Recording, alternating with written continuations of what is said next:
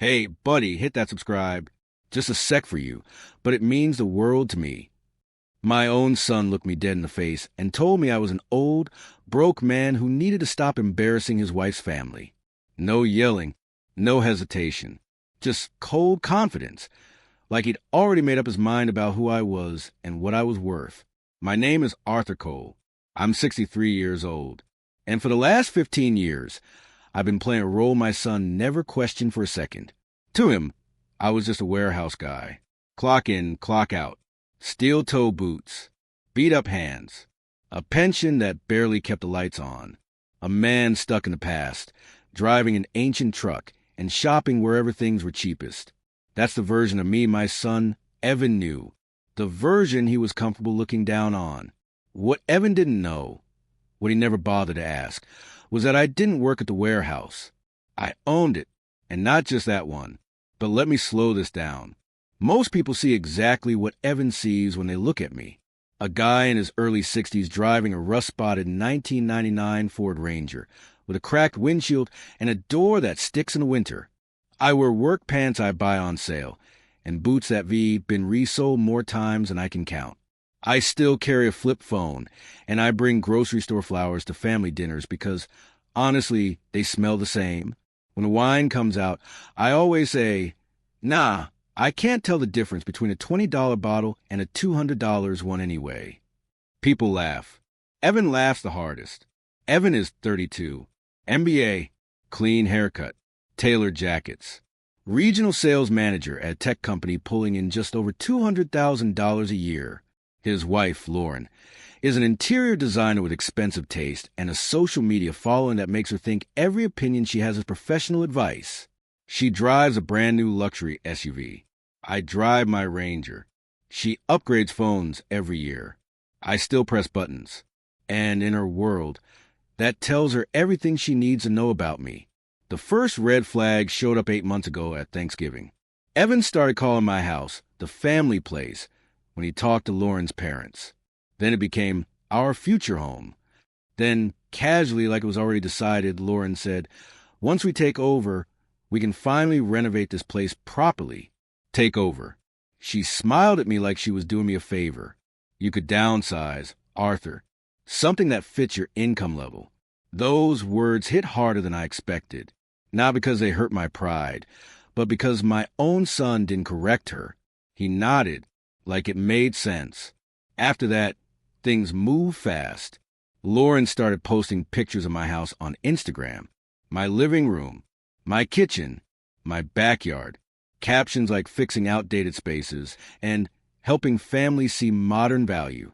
Her followers, other designers, lifestyle types, ate it up. Some of the comments were brutal. Old people hate change. He should be grateful. Boomers always block progress. Lauren screenshot the worst ones and sent them to Evan. See? Even professionals agree. Your dad's just being stubborn. What neither of them knew was that I watched every post, every story, every comment. Quietly, from the same old chair in the same old house, I built with my own money more than 2 decades ago. In their version of reality, I was a lucky old man clinging to something I didn't earn. A simple worker who didn't understand how money works in the modern world. Evan even told Lauren's dad once, my father means well, but he's blue-collar. His generation just didn't have financial education. That one almost made me laugh. The real breaking point came 6 weeks ago when Evan and Lauren brought her parents over for dinner. They didn't walk into my house like guests. They walked in like inspectors. Lauren's dad started pointing at the ceiling, the walls, the floors, talking about foundations, roofing, energy efficiency, like I hadn't lived there for over 20 years. Lauren took notes on her phone. Evan nodded along, eager to show he was part of their world now. Then Evan looked at me and said the words that changed everything. Dad, we need you to think about your future. This house doesn't make sense for you anymore. I asked him one simple question. And where do you think I should go? He didn't answer right away. Lauren did. Somewhere smaller. Something manageable. That night, I didn't argue. I didn't raise my voice. I didn't offend myself. I just went to bed knowing something was coming. And I was right. because less than 24 hours later, my son would send me an email that crossed a line you can't uncross. One that would force me to stop pretending and start teaching a lesson he never saw coming. The next morning, I opened an email from my own son titled, "Moving Forward with Property Transfer." And that's when I realized Evan didn't just look down on me anymore. He was getting ready to take my house. The email hit my inbox at 6:12 a.m. Subject line, "Moving Forward with Property Transfer." No, good morning. No, hope you're well. Just business. Cold. Clean. Like I was a problem that needed handling. Evan wrote that he and Lauren had consulted professionals and found a solution that worked for everyone. According to him, I would sign the house over to them now. In return, they'd allow me to stay in the guest room for up to 2 years while I transitioned. 2 years. In my own home. Like I was a package waiting to be shipped out. Lauren's parents had already lined up an attorney. They even offered to help me manage the proceeds from selling the house, because clearly I wouldn't know what to do with that kind of money. They wanted to start paperwork that week.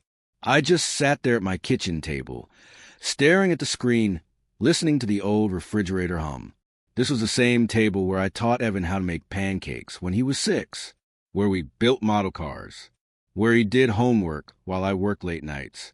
And now my son was talking about transferring ownership like he was reorganizing a closet. I called him immediately. He answered on the third ring, already annoyed. "Dad, did you get my email?" "It's barely sunrise," I said. "You couldn't wait?" "We wanted to be respectful," he replied. "This is just smart planning." Smart planning. "So you decide I give you my house." I said, "And I get a guest room?" "Dad, don't be dramatic." Evan snapped. "You're 63. How long do you really think you can maintain a place this big? The taxes alone have got to be killing you." I told him the tax amount. He went quiet for half a second, then recovered. "Exactly my point. You're house poor. You're sacrificing your quality of life just to hold on to a building." A building. That's what my home had become to him. "And if I say no?" I asked. His voice dropped. Sharper now. "Then we make this more complicated than it needs to be." That's when he mentioned the attorney again. Family transfer laws. Property stewardship. Legal options. He framed it like concern, but it smelled like pressure. I asked him straight up, "Are you threatening me?" "I'm trying to help you face reality," he said. "You shop cheap. You drive a 25-year-old truck. You haven't traveled in years. Meanwhile, you're sitting on a house worth close to $750,000. That equity could change our lives." He hung up right after that. At noon, the documents arrived. Official letterhead. Legal language dressed up as kindness. They calculated my estimated pension income based on my supposed work history. According to their math, I could barely afford groceries once housing costs were factored in. The final paragraph really sealed it. This arrangement allows Arthur Cole to age in place with dignity while ensuring the property remains in responsible hands for future generations. Age in place with dignity. In the guest room, that's when I stopped feeling disappointed. I felt clear. I walked into my home office, the one Evan thinks holds dusty tax returns and old manuals, and opened a filing cabinet I haven't shown him since he was a teenager. Inside were the real documents. Company formation papers, property deeds, bank statements, ownership records. Everything neat, everything current, everything legal. I spread them out across the desk and took photos with my flip phone. Then I made 3 calls. The first was to my attorney. She's handled my affairs for over 20 years. When she answered, I didn't waste time. "They're trying to take the house," I said. "I need documents drafted fast. Bulletproof." She paused. "How fast?" 24 hours. She sighed softly. "Arthur, this is going to get messy." "I know," I said. "That's why it has to be clean." The second call went to the man who runs my day-to-day operations. He knows everything. He didn't ask questions. By the time I hung up, I could feel the gears turning. The third call, that one was harder. I dialed a number I hadn't used in years. When the voice on the other end answered, I said, I need you to witness something, and I need it documented. There was silence. Then, I'll be there. By sundown, everything was in motion. Evan thought he was rescuing me. Lauren thought she was upgrading her life. Her parents thought they were being generous. None of them realized they just triggered the one thing I'd spent my whole life avoiding, having to show my hand.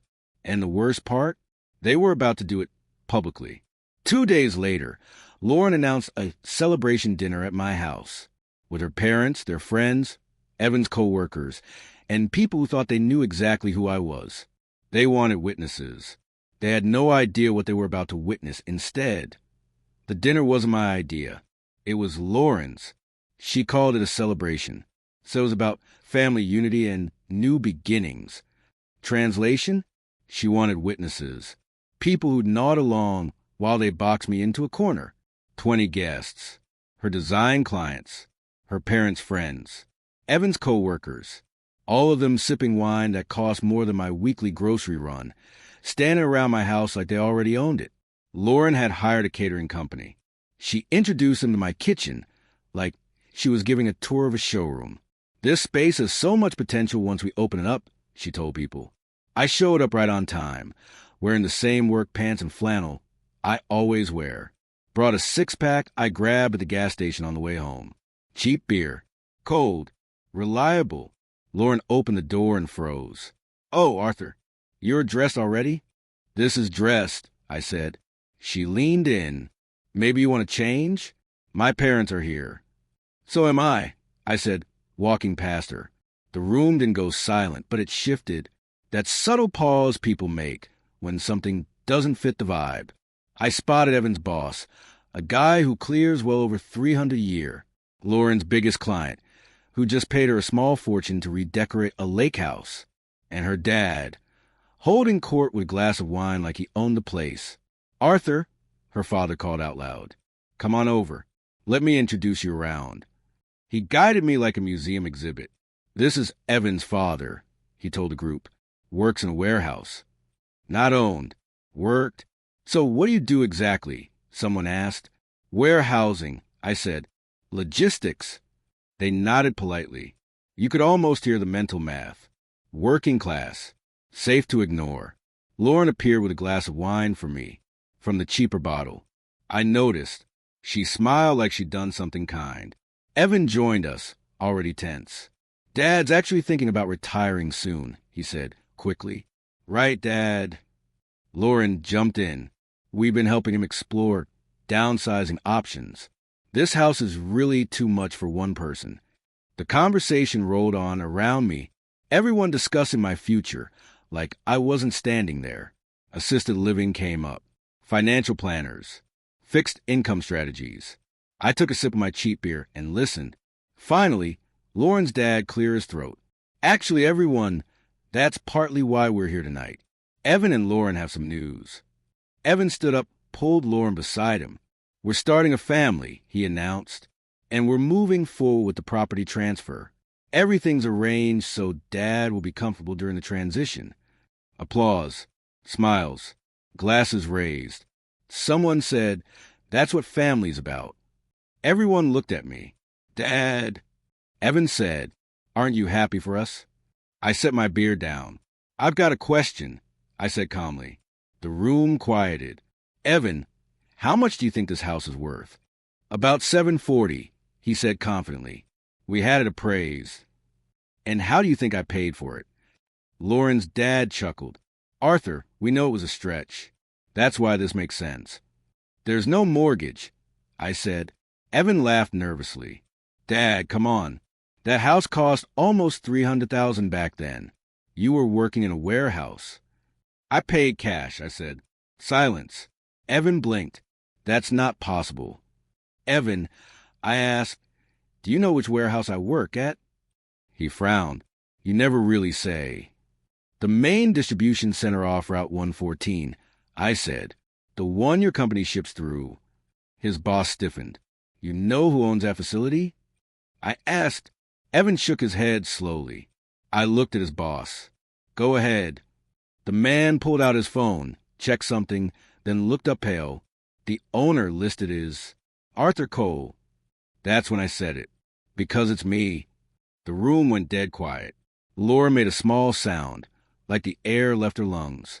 That's not funny, she whispered. I own the company, I said. All of it. Her dad's face drained of color. You're that Arthur Cole. I nodded. Evan looked like the floor was tilting. You're lying. I pulled out my flip phone and opened an app no one expected to see on it. Numbers scrolled. Real-time data. Revenue. Operations. Today's revenue alone made someone gasp. That warehouse your company works out of? I continued. I sold it yesterday. Evan's eyes snapped up. You did what? I sold the building. I said evenly, ownership transfers Monday. His boss's phone buzzed. He checked it. New lease terms just came in, he muttered. They jacked the rates. Lauren grabbed Evan's arm. Say something. But Evan couldn't, because in that moment, he realized something worse than being wrong. He realized he never knew me at all. And just as the room started to process what I'd said, Lauren's phone buzzed, Evan's boss turned white, and the real consequences of my quiet life started hitting them all at once. You could feel the air change the second Evan's boss looked up from his phone. He didn't say anything at first, just stared at the screen like it had personally betrayed him. Then he swallowed. Hard. Evan, he said slowly, the new lease terms just came through. Evan finally found his voice. What lease? The warehouse lease, his boss replied. The one your department operates out of. The building your company ships through. Lauren's dad snapped his head toward him. What do you mean new terms? Evan's boss rubbed his forehead. Monthly rent just jumped by almost 50%, plus new access fees, dock usage, after-hours loading. Someone muttered, That's insane. I shrugged. Sounds like market rate. Lauren's dad's glass shook in his hand. Arthur, you knew our business is dependent on that facility. I knew you used it. I said calmly, I didn't know your financial plans depended on me staying quiet. That's when Lauren's mom grabbed her husband's arm. Didn't you say all 3 dealerships ship parts through that warehouse? Her dad nodded stiffly. Every single one. Well, I said, you might want to talk to the new owner about renegotiating. He's less flexible than I am. Evan turned to me, eyes wild. You did this on purpose. I sold an asset, I replied. That's business. His boss looked sick. This is going to blow our budget. We might have to restructure the whole logistics department. Evan's mouth opened, closed. Lauren was scrolling frantically on her phone. Arthur, Walsh Logistics, that's you? Yes. Her voice cracked. You're the private company everyone in my industry talks about. The one that never does interviews. I don't like attention, I said. The room erupted. People whispering, checking phones, connecting dots. The same guests who'd been sipping wine and talking about my downsizing were now looking at me like I'd switched species. Evan dropped into a chair. This doesn't make sense, he muttered. You live like you're broke. No, I said quietly. I live like I don't need to prove anything. Lauren looked at me like she'd just met a stranger. You let us think you were struggling. I never said I was struggling, I replied. You assumed. Her dad tried to regain control. Arthur, surely you understand. We were only trying to protect your best interests. By threatening legal action? I asked. The room fell silent again. Those documents, I continued, came from your brother's law firm. They suggested I wasn't capable of managing my own property. Her dad shifted. That was guidance. Guidance doesn't come with deadlines and legal threats. I pulled out my phone again. Since everyone here seems curious about my finances, I said, opening my banking app, let's clear things up. A balance appeared. Lauren gasped. Evan's boss whispered, holy. I scrolled. Investments. Real estate. Holdings. Liquid net worth. I said, doing the math out loud, just over 72 million. Someone actually sat down. Within minutes, people started leaving. Quietly. Awkwardly. The same people who'd been celebrating new beginnings suddenly had somewhere else to be. 10 minutes later, Only Evan, Lauren, and her parents were left. Lauren's dad cleared his throat. Arthur, maybe we should discuss this privately. There's nothing private about trying to take someone's home, I replied. Lauren finally broke. We thought we were helping, she said, tears spilling. But really, we just wanted a house. Evan didn't deny it. I stood up. You both need to leave. Evan looked up sharply. What? The paperwork I signed yesterday transferred the property into a family trust. I continued. As of this morning, you're listed as temporary residents. 60-day notice. Lauren's face drained. You're kicking us out? No, I said evenly. I'm reclaiming my guest house. Her dad exploded. That's not legal. It is, I replied, and my attorney will explain it to you. I made the call on speaker. When my attorney confirmed everything, lease terms, notices, legality, Lauren started crying. Evan stared at the floor. Her parents left without another word. Evan stood slowly. Dad, you didn't have to do this. I didn't, I said. You forced my hand. They left just after midnight. I sat alone in the quiet house. Then my phone started buzzing. Lauren had gone live. Thousands of viewers. Tears. Confession. My father-in-law isn't broke, she sobbed into the camera.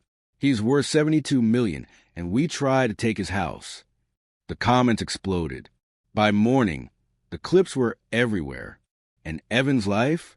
It was about to collapse even faster. 3 days later, Evan showed up at my house at sunrise. Job on the line, marriage cracking, reputation wrecked. And asked me one question I never thought I'd hear from my own son.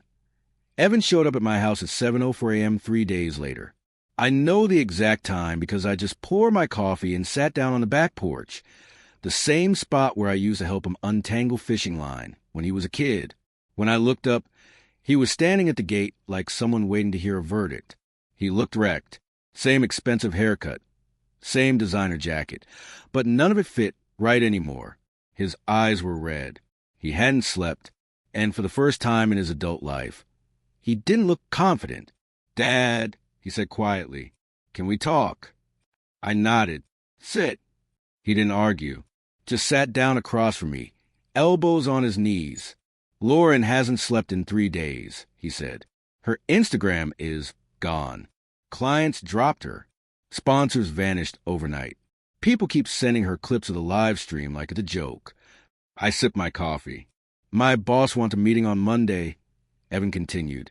They're reviewing whether I failed to disclose a conflict of interest with Walsh Logistics.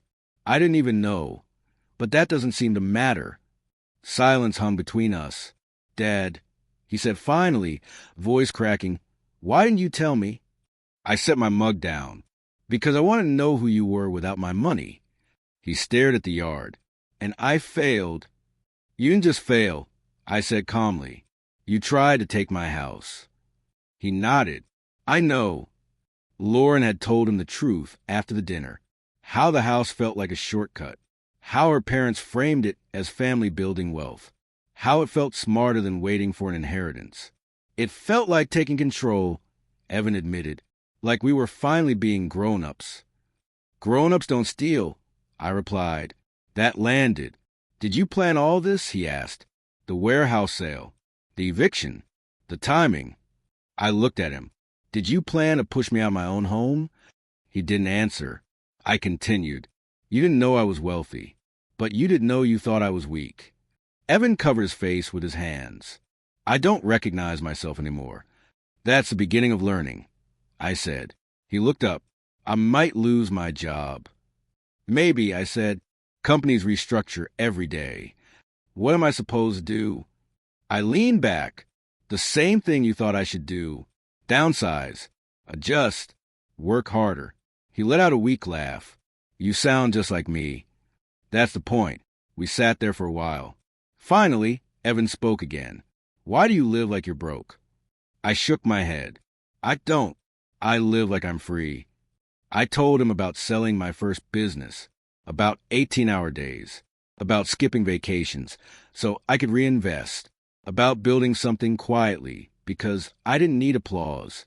Being rich is having money, I said, Being wealthy is not needing to prove anything. Evan nodded slowly. I judge you by your truck, he said. Your clothes, your phone, and I judge you by your actions, I replied. He stood up. We're packing today. Before he left, he turned back. Lauren wants to apologize. In person, not online. Tell her she can, I said. After he left, I sat there thinking it was over. It wasn't. That afternoon, my phone buzzed again. Lauren had posted one last video. Not a breakdown. Not tears. A confession. She admitted everything. The entitlement. The manipulation. The shame. And just like that, millions of strangers learned the same lesson my son was learning the hard way. 3 weeks later, Evan and Lauren showed up again. No luxury car, no designer clothes. And what they said next changed everything. 3 weeks went by. No calls, no texts, no lawyers. The internet moved on like it always does. New drama, new villains, new heroes. Lauren's viral moment faded into algorithm dust. Evan kept his head down. I kept living the same way I always had. Morning coffee on the porch, work calls in the afternoon, quiet dinners at home. Then, on a Saturday morning, I heard a car pull up. It wasn't a luxury SUV. It was a beat-up Honda Civic, probably a rental. When the door opened, I barely recognized them. Evan stepped out first. No tailored jacket, just jeans and a plain T-shirt. Lauren followed, hair tied back, no makeup, no designer bag. They looked normal, nervous, human. Evan knocked. Dad, he said when I opened the door. Can we come in? I stepped aside. They sat in my living room, the main house they'd never actually lived in. Lauren was holding a folded piece of paper, like it weighed a ton. I wrote something, she said quietly. If that's okay. I nodded. She took a breath. Arthur, 3 weeks ago I tried to take your home because I thought I deserved it more than you. I measure worth by money, by appearances, by Instagram likes. I thought success meant looking successful. Her voice stayed steady. I was wrong about everything. She talked about losing her followers, her clients, her identity, about learning how little of it was real. I'm not asking you for help, she said. I'm asking for a chance to become someone you could respect. Evan spoke next. I got a new job, he said. Entry level. $42,000 a year. Lauren added, I'm working retail at a furniture store, learning how things actually cost. They found an apartment. Small, cheap, theirs. It's hard, Evan admitted, but it's honest. I looked at my son. What have you learned? I asked. That being a man isn't about titles or stuff, he said. It's about not expecting the world to hand you anything. I nodded. You were entitled, I said, not evil. There's a difference. Tears rolled down Lauren's face. We know. I stood up. Stay for dinner. They froze. Really? Evan asked. I'm cooking, I said. No delivery. We made spaghetti together. Lauren burned the garlic. Evan overcooked the pasta. We laughed. Ate at the same table I built when Evan was 5. No phones. No cameras. No performance. When they left, Evan hugged me. A real hug. The kind that lasts. Thank you, he said. For what? For not giving up on me. After they drove off, I sat on the porch and watched the stars come out. I pulled out my flip phone and made one last call about a warehouse job, then canceled it. Evan didn't need shortcuts anymore. He was finally learning to stand on his own, and that, more than money, more than property, more than inheritance, that was the real wealth. Sometimes the best thing you can give someone isn't money. It's the moment they realize they can survive without it.